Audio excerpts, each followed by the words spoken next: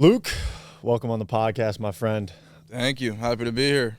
So we connected on Instagram, what was it, about probably 2 weeks ago. You saw the podcast of Craig and I. From what I hear, you do a little bit of training with Craig. Tell me a little bit about your training regimen, what you got going on, and maybe explain to the audience that black eye you got. If you guys are watching on video right now, there's sight for sore eyes. No pun intended. But yeah, training is pretty wild right now. So I'm usually just a weightlifter, a power lifter. But I've integrated combat training into my schedule because I'm actually preparing for South Carolina's largest boxing event. So as an amateur boxer, I've been in the game for about 5 months now. So I'm pretty new. I'm new to the block, but I'm definitely learning very fast, throwing myself face first into it, and it's been a hell of a ride so far and having a great time. What drove you to pursue combat sports in general? Well, I'll give you a bit of an origin story. My friend and I, my roommate, we were sitting around a fire one night. I was chopping wood, so the testosterone was naturally pretty high. And he was like, yo, I'm doing this boxing event. And, there's me. And I'm like, peak test. I'm like, yo, I'll run it too. Let's go. I signed up on the spot. And then, a few months later, here I am training for this event in front of 5,000 people. And now I'm sitting here with you with a black guy on a random Saturday morning. Filming a podcast. It's crazy because, you make a commitment to something and your whole life changes. A simple commitment. It can be a very small commitment, but you make that and then boom, it's just like the tides shift and you're going towards an entirely new direction that you didn't even conceive yourself going towards a few months previously. What has that crowd been like for you? What is your experience with, guys in combat sports really are just their own breed of individuals. Mm-hmm. And you talk about, having high testosterone, getting around some other high T players. What's that been like for you, and what's been your overall experience with those guys? Yeah, I'm sure you've seen the movie Fight Club. Yep. Right? So it goes back to the fact that masculinity in society is pretty disconnected at this point in time. You don't find many men who are really connected to the masculine essence that's within them. And even in myself, you're working an office job per se, you're wearing your khakis, you're button up, you go sit under fluorescent bulbs all day long, where's the testosterone going to come into play there? Where are you going to connect to your masculine essence? It's pretty difficult to really be in tune with that. I grew up in the woods, and so I grew up on a lot of land. I grew up running through the woods all the time, building fires, camping, all that. So I'm super blessed in that aspect to be connected to my masculine. But a lot of guys who grow up in suburbia, they don't really know what it's like to, feel in tune with that. They're domesticated. They go through the education system. They're eating Kellogg's every morning, right? Watching cartoons, etc. They're not actually, connected to the manhood inside of them. So for myself, after going through childhood and growing up and going to college, living that dorm life, I found myself I don't feel as in tune as I did when I was in the woods, when I was building fires and camping and everything like that. And once I realized, I was like, okay, I just have to reconnect my masculine. I started getting back in the gym, started hanging out with other guys like me, and I felt that coming back to life. And so I think combat sports for me has really been a vessel to reconnect me with that tribal part of my being, where I actually can connect and in a way, girls bond through whatever, gossip or whatever. Yeah. But guys, dude, we bond through punching each other in the face in a weird way, like in Fight Club. So in that movie, it talks a lot about how men feel alive. They come alive again through fighting, brutal fighting. And it becomes an addiction. They're like, yo, when's the next Fight Club happening? I want to pop out. And it's the same thing with me. It's like every time we're sparring, I want to hop in that ring. It's awesome. And it's connected me to something that I feel as if I've been disconnected from my whole life. And so combat sports in general, I recommend all men any shape or size, just like in the movie Fight Club. You remember guy with the, you know, the guy with the big I tits? know exactly where you're going. Dude, Yep. like, that's the perfect candidate to get in the ring. Because, you know, you'll reconnect with your masculine and it'll just make you a better man. I think for a lot of guys too, is maybe for the guys that didn't grow up the way that you and I grew up in the woods. That masculine, that more you mentioned tribal masculine, that primal masculine nature is in every single man walking this earth. The question is whether or not it's dormant or active. And I think that you're doing an injustice to yourself as a man when you don't live your life in accordance with your masculine frame. And I find that, you know, whether it be combat sports, you know, there's so many ways to go about reconnecting with that piece of yourself. And I think really you taking that step into combat sports is definitely one of the ways. You know, men bond through pain and suffering or laughter. You know, fucking guys are constantly cracking jokes at each other, making fun of each other. But at the end of the day, they, like, genuine male friendships are predicated upon wanting to see one another win. Absolutely. And so talk to me a little bit more about, like, your upbringing coming up in the wood. Did you do any hunting at all? Absolutely. Super blessed to have a father who showed me the ropes, taught me how to hunt, fish, all that good stuff, all the 9 yards. So definitely blessed. And, you know, as I've come to go through society and meet a lot of other men, I find that my experience is actually pretty rare. You know, like most guys grow up in suburbia and they don't have the privilege to experience nature as I did. And so I feel very blessed and I don't take that for granted. But for me, growing up in the woods was so foundational to who I am today. I have such an appreciation for nature, and we got some seagulls in the background chirping with us here this morning.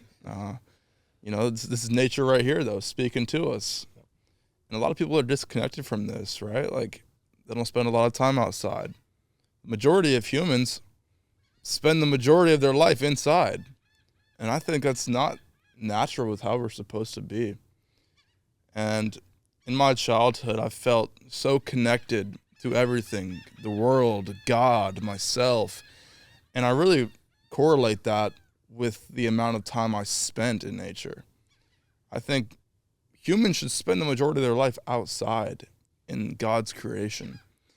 And it's a disservice, and it's all honestly really unnatural to spend the amount of time we do indoors, you know, out of the rays of the sun, you know, out of the supply of fresh oxygen, you know, disconnecting from Earth, wearing plastic, restricting the flow of electrons to the bottom of our feet to ground us. It's so unnatural. And I honestly find it to be quite ill, the fact that we're so convinced that this is the way we should be operating. It's indoors all day. I know I struggle with it on a regular basis, even where I'm at now, Murrells Inlet, is, you know, growing up where I grew up, I was in the Adirondack Mountains of upstate New York. 21 kids in my graduating class, like small fucking school. And even here now, it's like I am constantly like, man, I feel pent up, or like I feel like I'm living in a box. Yeah. And for me, you know, my yearly outlet is I still travel up there and I'll go up for 2 weeks, half a month. I'll go up to do whitetail deer hunting every single year. It's awesome. And I'm constantly trying to get outside and do more and surround myself with guys that kind of share that philosophy and share that outlook on life. And I think one of the hardest things that I have found in my male social circle that I have built down here in South Carolina has been how do you paint that narrative for someone that has never come up in that, never experienced that? Yeah. And what would be your take on that? Like, how would you try to influence men to take on some of these things like hunting, fishing, being outdoors, starting a fire? Take a leap of faith. Make a radical change in your lifestyle. I don't know if most men actually comprehend how much they're missing out on. When you're really living out there in the wild, like just for example, if you go live in the mountains for a month, it's one of my goals this year actually to spend a month in the jungle with no phone. And the reason being is, think about this. So as the human species, right, we've evolved over millennia. And just to put it into perspective, less than a century ago, we did not have access to cell phones. We were not constantly connected to an electronic piece of glass in our pocket 90% of the day. We did not have access to escape the present and go into our phones at any time we felt slightly uncomfortable in a social situation. We were constantly present, right? And so for men who are just existing in the society, going to work, getting into the office, going up the elevator, looking at their phone in the elevator to avoid that social interaction, going to sit down at their desk and working all day long, those men aren't even aware how much they're missing out on. Less than a century ago, I'll go ahead and reiterate that, we did not have cell phones. And so as the human species evolves, our mind and the way we're meant to operate, we're not crafted to actually operate in the way we do, constantly being connected to either the television screen, the computer screen, or the cell phone. We are crafted biologically to be outdoors. We're not crafted to be crumped up in these office spaces and scrolling all day long on our glass boxes. And so if you feel disconnected, if you feel as if there's a part of you missing, you need to go into nature, go into the wild, go take a leap of faith and make a radical change in your lifestyle. I don't care what any of your friends think about you. I don't care what any of your parents or family has to say about your decision. Oh, how are you going to make money going out to the mountains? How are you going to make money living in the jungle for a month without a cell phone? I don't give a fuck, right? Like, it's not about the capital gain. It's about the experience. It's about being connected to God, yourself, and where you're truly meant to be. And I think it should be a prerequisite for every man to go and immerse themselves in the wild and truly connect to where they came from. If only more of those guys that would make the financial detriment argument could fathom or understand the fact that you collecting those experiences and honing into your innermost primal masculine essence is exactly what is going to drive you to experience financial success or whatever you define as success in whatever realm or capacity of your life that you desire. Yeah. The fact, I mean, I can't even begin to describe how much growing up in the country, hunting, fishing, those kinds of activities has directly parlayed into every line of work and business that I have started to this day. Mm-hmm. It's grit is what it is. And I think some people think you're born with a certain amount of grit. I think grit is a byproduct of, number one, your upbringing and your environment. And second of all, it's a byproduct of your experiences in life. Mm-hmm. If you don't put yourself in situations to build grit, then you're just not gonna have it. Yes. You're gonna live a life absence of grit, or with an absence of grit. And that's how you outlast folks. That's how you outlast guys. Social media marketing agency. Let's kind of parlay into that discussion of media and what you have going on within that realm. And I think oftentimes how much of a buzzword it was when I was in college, like starting an SMMA or a marketing company or a media company, and it was always a buzz. And 99% of the other guys that I met along the way to this point that were venturing into the same business model or kind of trying to take on that endeavor are not in business anymore. I'm still standing over 6 years later. Grit. Talk to me a little bit about the role that growing up in nature, growing up around outdoor activities and being raised in it has played in you being the man that you are today?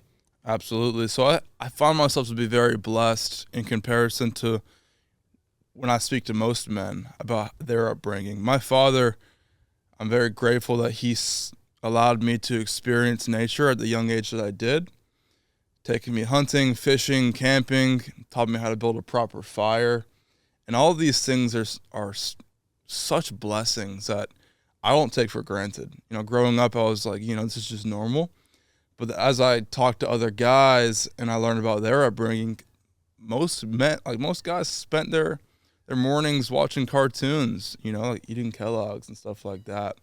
And so for me, like learning how to make a breakfast on the fire in the morning, I feel so blessed because I got to actually experience what it's like to really be connected to the tribal side of life, the wild side of life.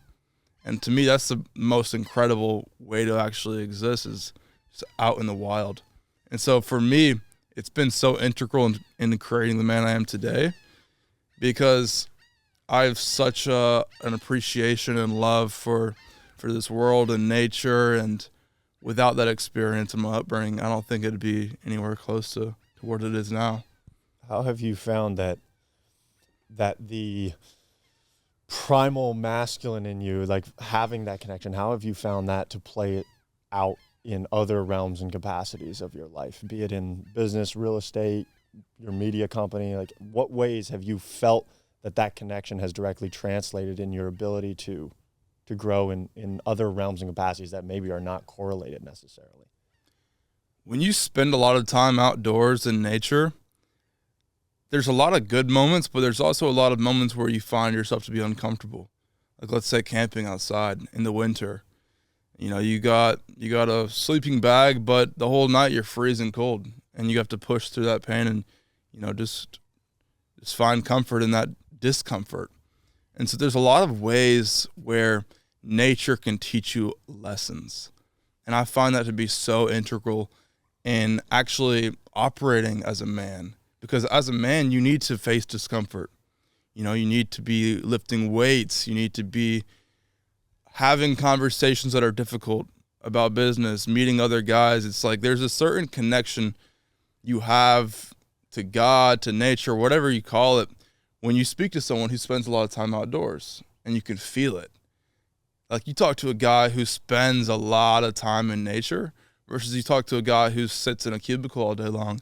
It's a different type of energy. And so for me, getting outdoors, getting the sunlight on me, getting that fresh oxygen, getting my feet on the earth is a part of my daily routine. One, because it connects me to the source where I came from. And it also gives me that, okay, like, I'm grounded. Nothing can knock me off this pivot. And growing up in the woods, etc., I faced a lot of discomfort. Like, I was from a young age running on rocks, sprinting through the woods barefoot, right? You don't get that experience from anything else. And for me, it's like it taught me to be okay with pain, be all right with getting injured per se. I've had more broken bones than I could even count. It's because I was a wild kid, and I wouldn't trade that for the world. And so for me, you accumulate different skills through existing in the wild, such as grit, such as the ability to withstand discomfort, et cetera, et cetera, et cetera, and to be self-sufficient, to be resourceful.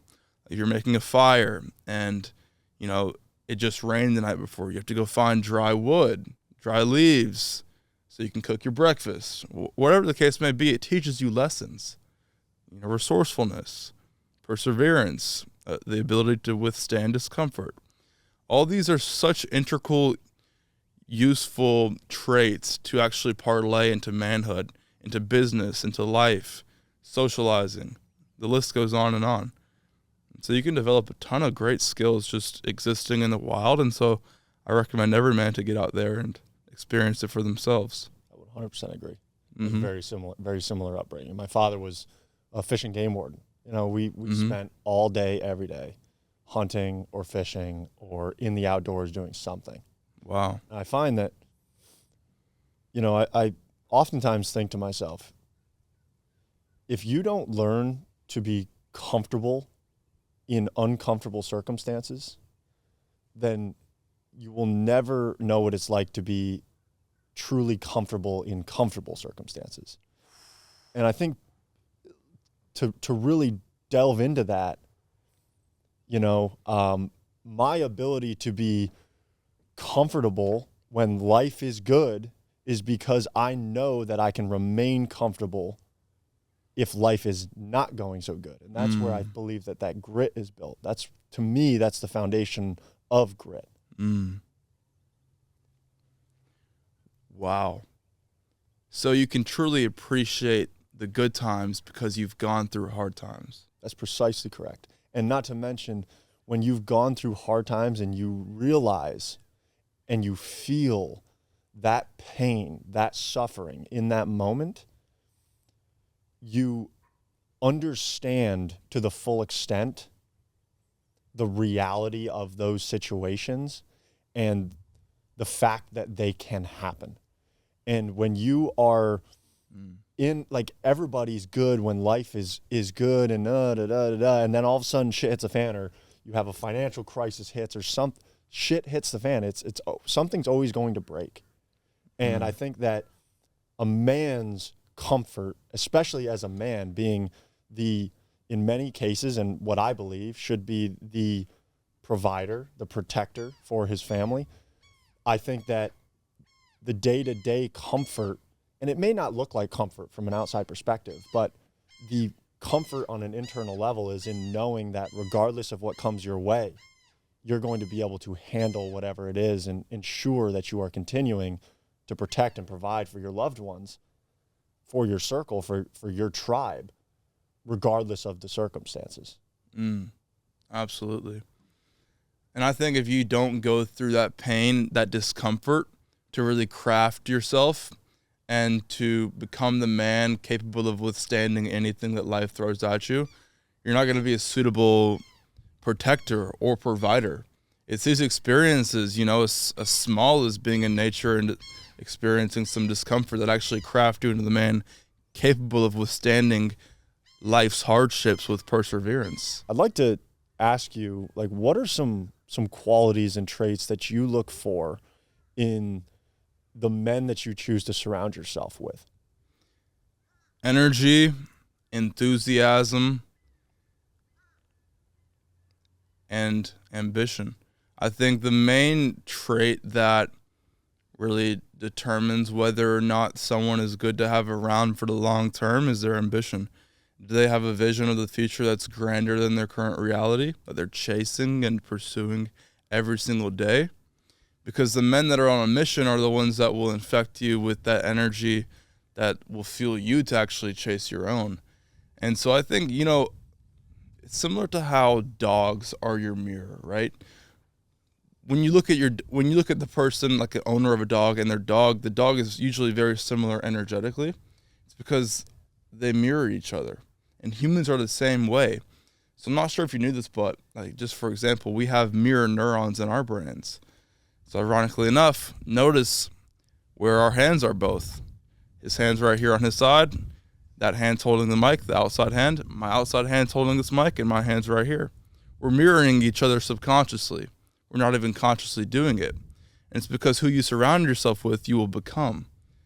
And so just like, for instance, this right now, we're not consciously mirroring each other, but since we're in each other's vicinity, we subconsciously pick up traits, mannerisms, and it goes into all different facets like mindset, perspective, beliefs. And so even this conversation we're having, I'm going to pick up certain beliefs and perspectives from you, and you're going to do the same with me. And it's going to be, we're going to integrate each other's mindsets. And same thing with who you surround yourself with, your tribe. It's so important who you are around because you will subconsciously mirror them. That's why they say the famous quote, you are who you surround yourself with. It's because of these mirror neurons. And so thinking about that, that goes into talking about your upbringing and how that's so crucial, as we were talking about previously. luckily you and I were blessed with fathers who gave us the experience of being in nature.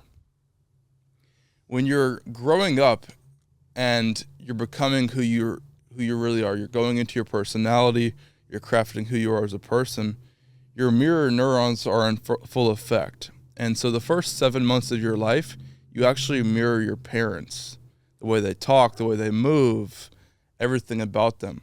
And so it's super important that your parents program you properly from the age of 0 to 7, because you're going to mirror pretty much everything they do.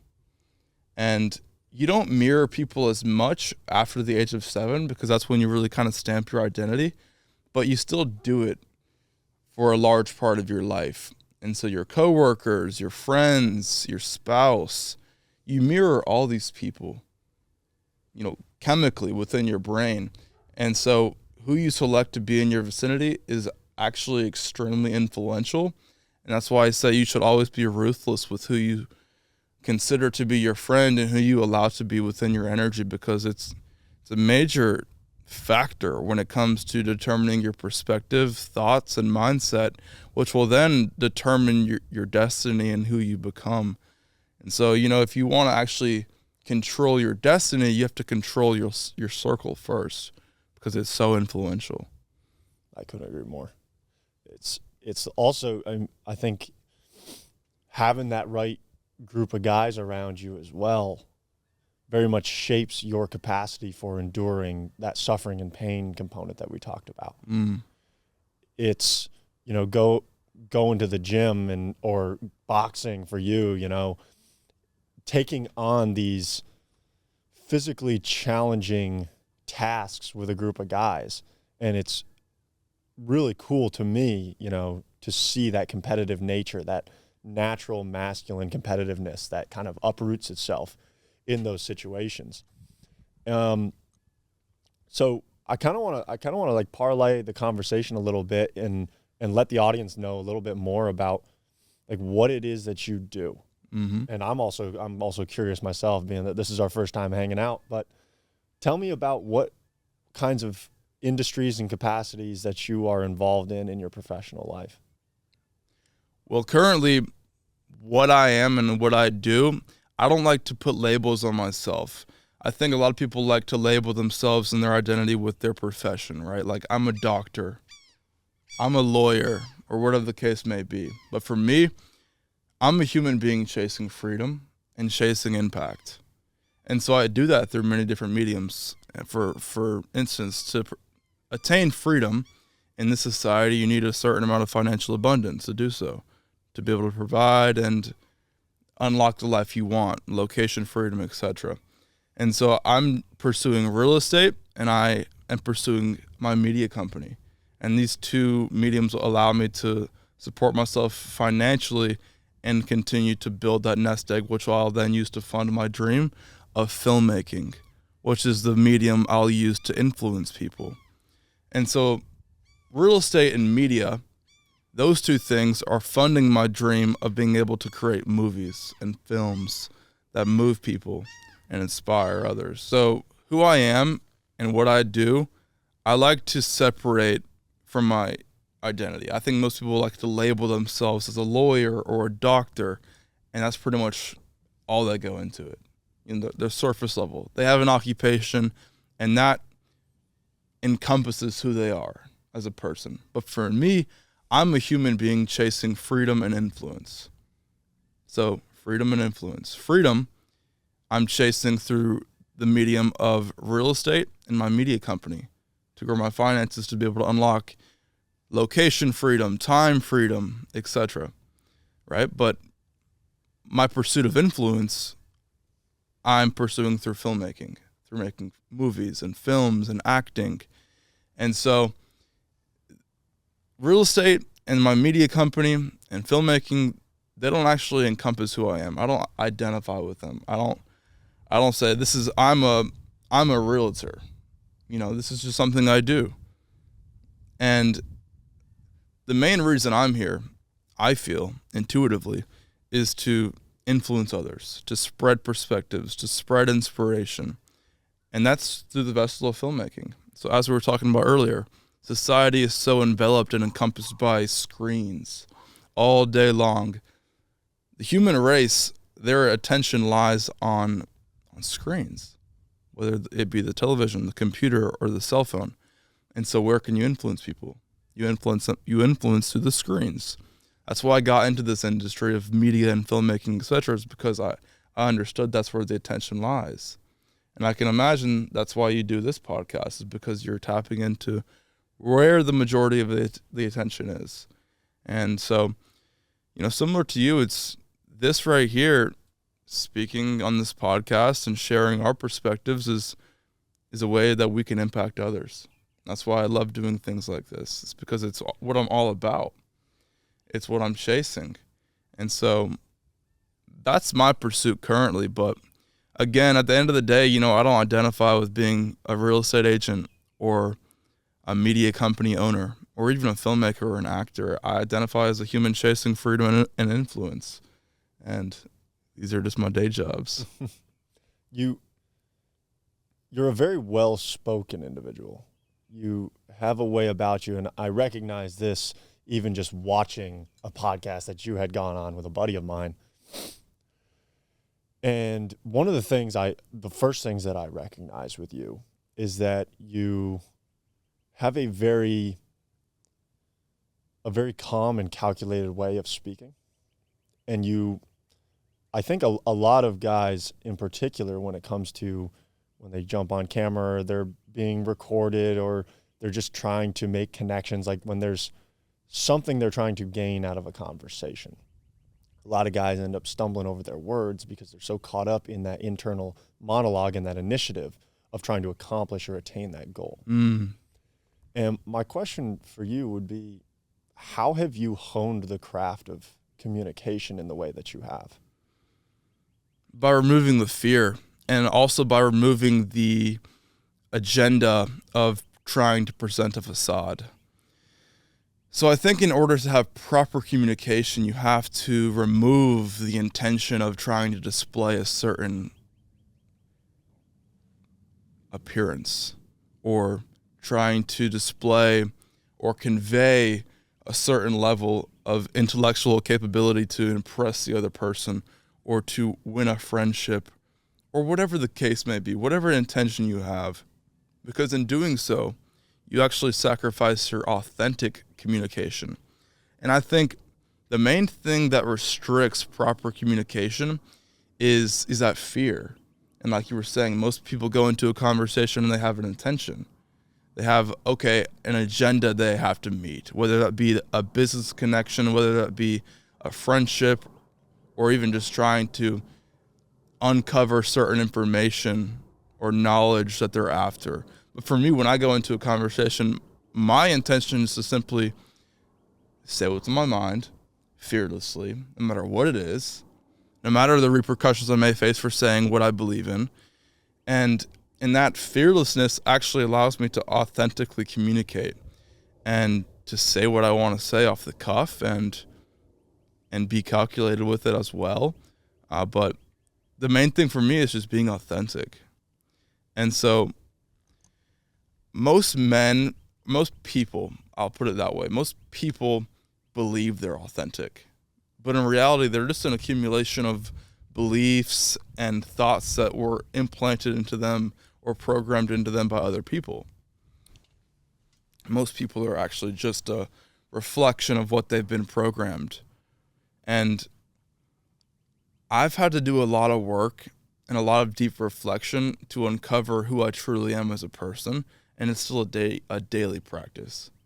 Because at the end of the day, we're all just a big accumulation of who we've talked to, who we've been around, what we've heard, learned, experienced, and that doesn't really make up who we are. It's like when you were a child, you were so connected to your authenticity. You were so connected to who you are, your spirit and your soul. But as you grow up, you're influenced by people, and you're told who to be in this world. You're given a position. You're given a label, right? Like I was talking about. You're labeled as a lawyer or a teacher or a doctor or whatever the case may be, and that's you. That basically encompasses who you are as a person, And when someone says, hey, what do? You don't say, hey, I actually, I'm chasing freedom and influence. You say, hey, yeah, I'm a realtor. And that's the end of the discussion. That's who you are. That makes up everything about your being. Your whole spirit, your whole beautiful, magical nature as a human being in this crazy, wild world boils down to one word, one label. And that's so limiting to me. We're so much more than that. But we don't give ourselves enough credit. We just slap a label on it, and that's the end of it. There's no more thoughts. It's like, cut it there. So for me, it's like, I'm so much more than my labels. It goes so much deeper than that. And tapping into the authenticity and letting my thoughts just flow out like a channel, I really get to experience who I truly am. And if you have any fear, if you have any agenda, you're not able to properly let that thing flow, your authenticity channel out, because you're like, let me muzzle myself, or let me try to present this certain facade so other people think this certain thing about me. But in reality, you're just blowing smoke. And at the end of the day, like, we're all gonna die. So why have any fear? Why put up any facade? Why wear a mask? Right? Like, if I'm gonna influence the person listening to this or watching this, should I influence them through my character that I play, my corporate character, or should I influence them through my authentic, real soul that's inside of me? And I choose the latter every damn day. Because why wouldn't I? Why wouldn't I be myself fearlessly? How do you go about scenarios where perhaps exactly what it is that you are feeling or thinking at that moment in time? And I'm thinking in particular with potentially relationships with women or with certain people in your life. Maybe it's even with parents at certain points in your life. How do you go about adapting that given potentially the needs of a scenario? And I guess I'll paint that picture a little more vividly for you. Is there are the women in my life, certain family members, there have been spans of my life where I was struggling or going through something where, maybe it was something went wrong in business. Maybe it was, a kind of a conflict that I was having that I needed to resolve, or a problem that I was facing that I needed to solve. And I think that part of being a man in certain scenarios is knowing when and when not to share your suffering with the people around you. Yeah. Like, to me, that's what my male friend group is for, is I can go to them and I can get a logical solution to an emotional problem, as opposed to an emotional solution to an emotional problem. And I guess I'm just curious to know what your perspective is on being your authentic self in scenarios where, like, can you still be your authentic self, do you believe, even when withholding certain things? Well, I think we've constructed a society where it's actually inconvenient to be your authentic self in certain scenarios. Like, for instance, in a business scenario, you walk up to someone in the morning and they say, hey, good morning, how are you today? It'd be irrational and also kind of unproductive to actually be authentic and tell them, hey, like, yeah, I just got punched in the face last night, like I did. Like, you asked me when I first met you, you're like, hey, like, how you doing? It's like, good. In reality, my jaw is like, like messed up. So it's not productive to like be authentic 100% of the time. But I think, to have, actually, I'm going to go back on that. I think it is productive to be authentic all the time, but it's just not normal. Therefore, no one actually practices it. But if we were 100% authentic and we just said what was on our mind, we'd have far better communication. To have productive communication, I think you have to speak without a filter. And the filter is convenient in certain corporate scenarios. In certain scenarios where you're meeting someone for the first time, it's more productive to be super surface level and just say the automatic programmed responses of, how are you? I'm doing well. How are you? I'm good. So what do you do? Oh, I'm this label. Oh, great. What do you do? I'm this label. And these programmed communication techniques that we're all supposed to do day in and day out are very unproductive. And you don't actually gain anything from communicating that way. And so I think it's super important and super transformative when you're able to unlock that level of fearlessness and actually say what's on your mind. And I think that's a missing link in society. People really don't tap into that as much as they should. And I try to practice it as much as possible. Whether I'm talking to a stranger or the cashier at a grocery store, when the cashier asks me, her automatic programmed question of, how are you today? I challenge myself to take a breath and respond honestly. And the cashier's always like, whoa, like, what do you mean you're not just good? Or what do you mean, like, you're actually answering my question? Like, you serious? Who does that? And it's so rare to actually have a real conversation. It's wild. And so everyone listening, I challenge you today, whenever you encounter someone and they ask you the programmed bot question of how are you, answer as brutally honest as possible. It'll shock their system. It really will. And it's so funny. It's like we're all programmed to say the same exact thing. And it's just like mindless. And it just lacks substance. It really just, I don't like to practice it because I feel like an NPC, right? Like we talk about being a bot. You couldn't be more of a bot than just asking, how are you? Than just saying, oh, I'm good. How are you? Like, are you real? Are you actually a human being? Is your mind even on in there? Or like, yeah, we're programmed to communicate this way, but it doesn't make any sense to me. And I choose not to practice it. It just doesn't sit right. Were you that way? Like at what age do you feel like you started adapting your communication that way? Like at what point did you kind of have that self-realization that like, wow, I feel like I'm just a sheep in the flock when it comes to my communication style and I want to change something about it? Well, the way I'm speaking right now is how I've always thought. We all think a certain way. Our minds all work in a very unique way. But it's a skill to develop in actually allowing that to come out. So for me, I have not always been one to communicate authentically. I was raised, and as we all are raised, to filter ourselves. And so this is the way I think.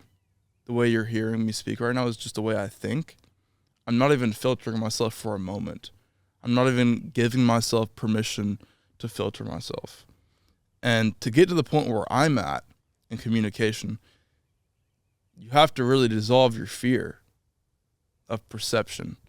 And so the reason people filter themselves is because the fear of perception. What's this person going to think of me? How will I be perceived? Etc. All these things are just inhibitors, inhibiting your true expression from coming out. And so you have a train of thought. I have a train of thought. The viewer has a train of thought. And we all must be courageous enough to allow that train to go off the rails if it wants to. You don't have to stay in between the lines. You got to be free. And if you're not free, if you're not expressing yourself, then you're a prisoner to the other person's perception of you. I think the main thing that limits artists, or pretty much every single person on this earth, the main thing that limits our expression is fear. Fear of how people will perceive us. And that fear really inhibits us living out our destiny to its full potential. expressing ourselves and spreading our message to the world, because there's such a filter in front of it. It really actually dissolves its beauty. And like for you, like being a podcast host, your main intention is to influence people and to speak and infuse ideas and perspectives and wisdom from yourself and from your guest's life into your consumers. And in doing so, you got to be very careful not to diffuse that expression, diffuse your words, diffuse your guest's words with the programmed template of how we're supposed to communicate. You know, I encourage you to be mindful in having these conversations, to, you know, mainly make it a comfortable environment so people feel courageous enough to express themselves and allow the channel to come out without any forefront or fear of being perceived as something that's, you know, maybe not productive with their agenda in life. Whether if they want to be an entrepreneur or a businessman, they want to be taken seriously, they come on here and they talk about mindfulness or spirituality or whatever the case may be. That's not in tune with their label of businessman. And so therefore, they're inhibiting their expression because they have an agenda. And they also are trying to be in control of the perception that people are viewing them through. So in order to reach fully authentic communication and expression, you have to remove the fear or even the preconceived thought of how is this person going to perceive me. And that's a process that takes a long time, but I deem it to be completely worth it, because if not, you'll live your whole life wearing a mask. What's you talked about wanting to create films that communicate certain core messages and principles.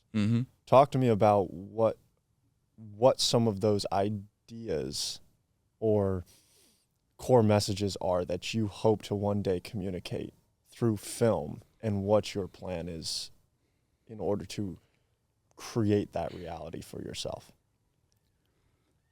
I identify certain problems in society and certain disconnects in people that I deem should be fixed. And so it's my job to influence people and to implant ideas into people that allow them to become, one, conscious of these problems and these issues, and then two, with that conscious awareness, then be able to actually fix it. And so in society, I see so much lack of presence.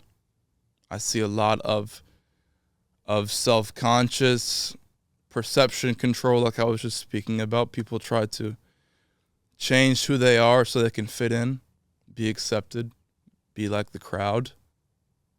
And so I would influence people to be authentic. I would influence people to be more present with their loved ones.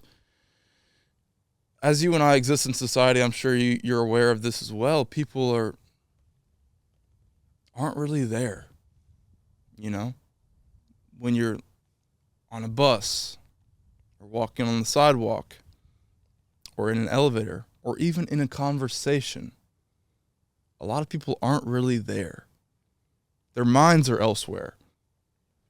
They're not in the moment. Right? So I think the lack of presence actually really is the main contributor to the programmed questions and answers that we all have. Like, how are you? Good. What do you do? I do this.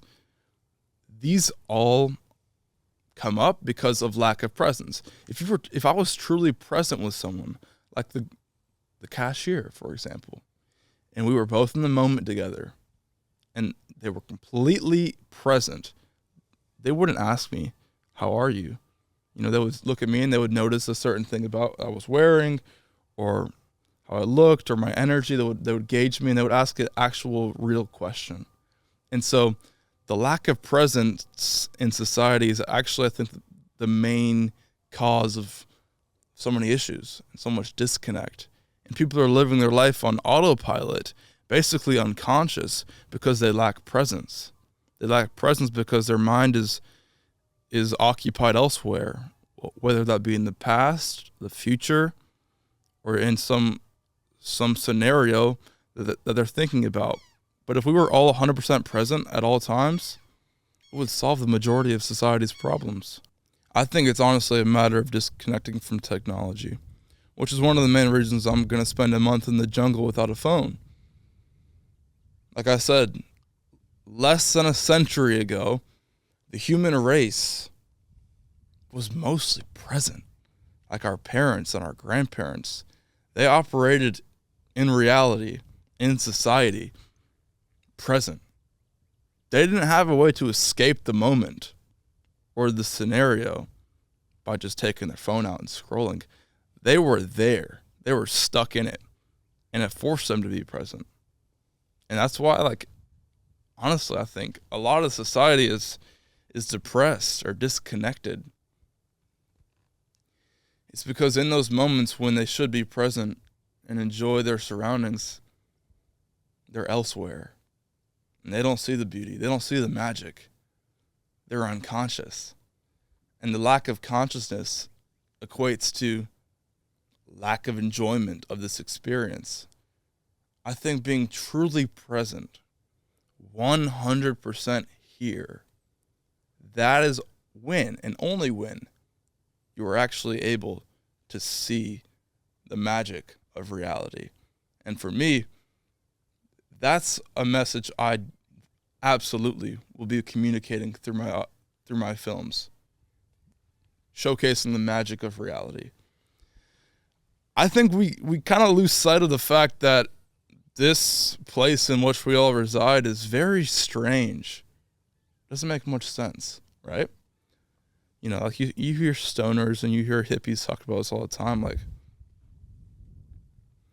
we are souls encompassed in meat-coated skeletons floating on a gigantic rock hurling through outer space. This is pretty illogical. It doesn't make much sense.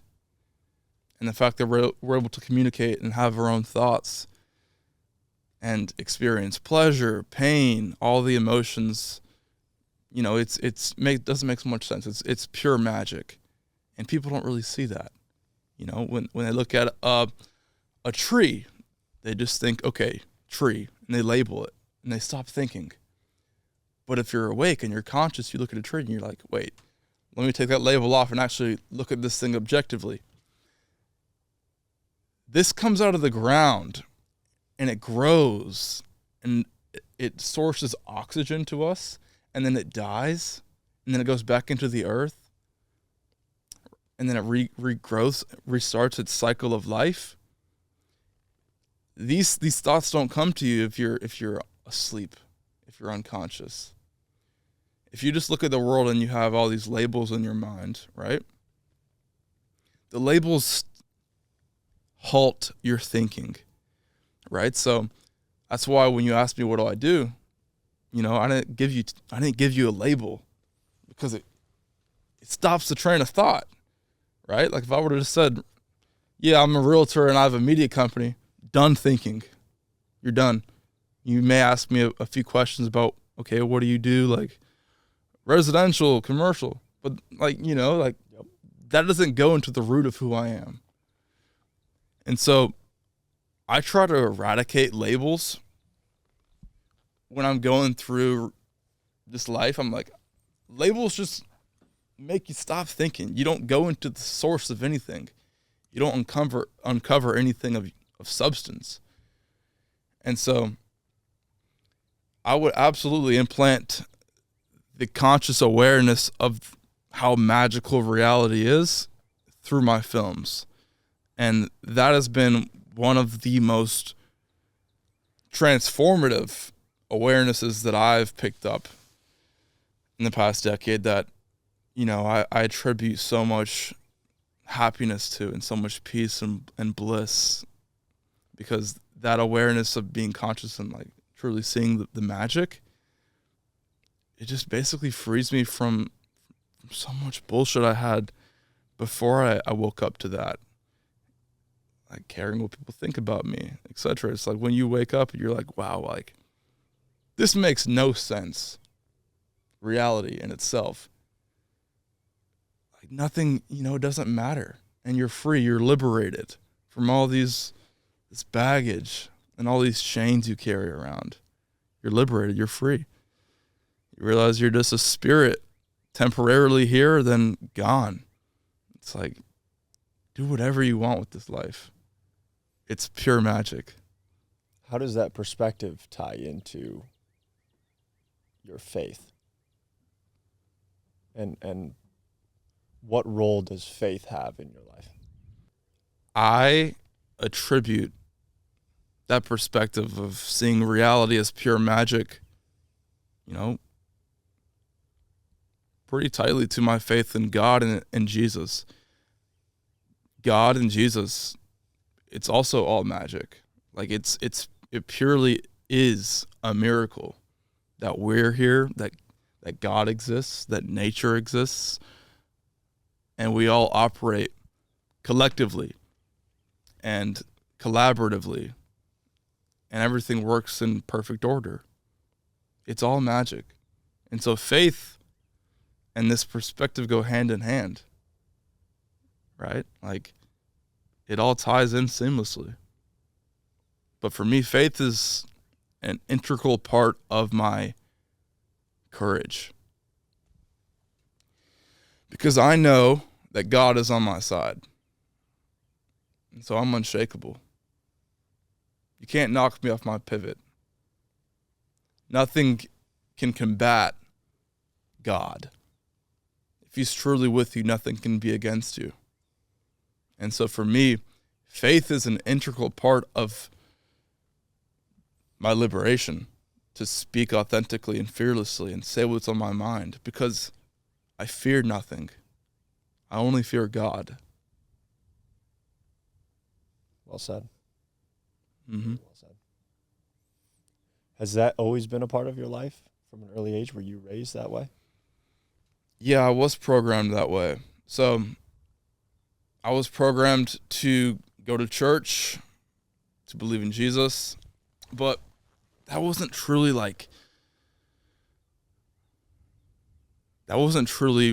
my own decision until I experienced something that shook me to my core,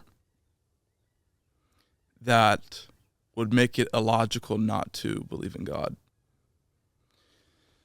And then my voice is a bit shaky because I'm pretty cold out here. So for those listening, it's pretty cold out here this morning. But for me, I had an experience where I truly got to witness a miracle. I'd never spoken about this before publicly. I've only told my friends about this here and there, but I was, I guess you could say, Christian growing up, but I wasn't really connected to God. I didn't truly, with all my being, viscerally believe in him until, it's so cold, I wish I wasn't shaking, but until I went over to Italy. So about a year ago, I had my aunt get sick with cancer, and she ended up passing away. But we all had this trip to Italy planned while she was still with us. She was set to go with us, etc. And a big part of my family, we were all going out to Italy because that's where my heritage comes from. I'm half Italian. Okay. And so we booked all these tickets. We booked a hotel room in Rome. And we were all set to go. My aunt got sick with cancer, so we canceled the tickets, canceled the hotel room, and we were there with her on her last days.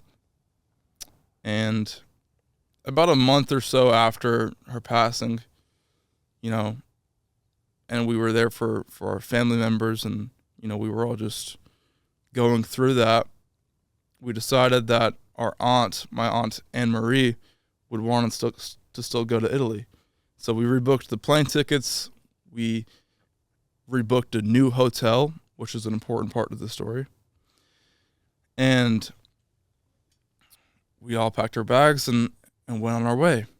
We landed in Rome and got to this hotel that was booked randomly. When we got there, it was night, and so we couldn't see anything. We just went to the hotel room, went to bed.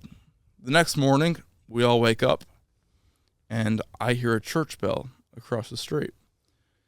So I go to my window, open it up, and I see this church. And I'm like, hey, like, we're in Rome. This is my first time here in Italy. Let's go see that church over there. So my family was like, yeah, let's go do it. We all get dressed and walk over there. And I don't know if you're aware, but in Rome, they actually have mummified bodies of saints. And so they castrate the bodies of saints who lived and died centuries ago and preserve them in churches all throughout Rome. And I didn't know this. My family didn't know this. But we just so happened to book a random hotel right across the street from a church that did this. So we're like, whoa, is that a body? We walk up to the altar and we see this saint who lived centuries ago. And one of my other aunts, she gasps. She's like, whoa. And a lot of my family like goes up and does the same thing. I'm like, what's going on? I walk up to this saint that lived hundreds of years ago, and I read her name.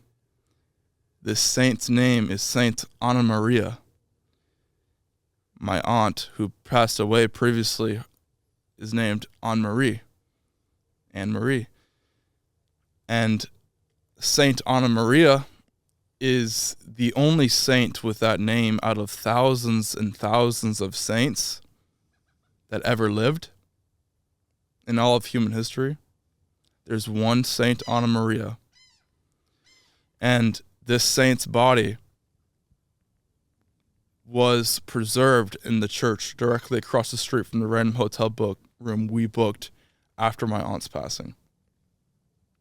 And so if that's not crazy enough for you, and if that's not a sign that there's some type of spiritual coincidence that's in play there, it goes deeper than that. We actually found out more about that saint's life and who she was when she was here. And there is countless correlations between the life of Saint Anna Maria and the life of my aunt, Anne Marie. And for instance, both of their fathers were pharmacists. Both of their sons were in the military. They both had a crazy admiration for cats. They both were teachers.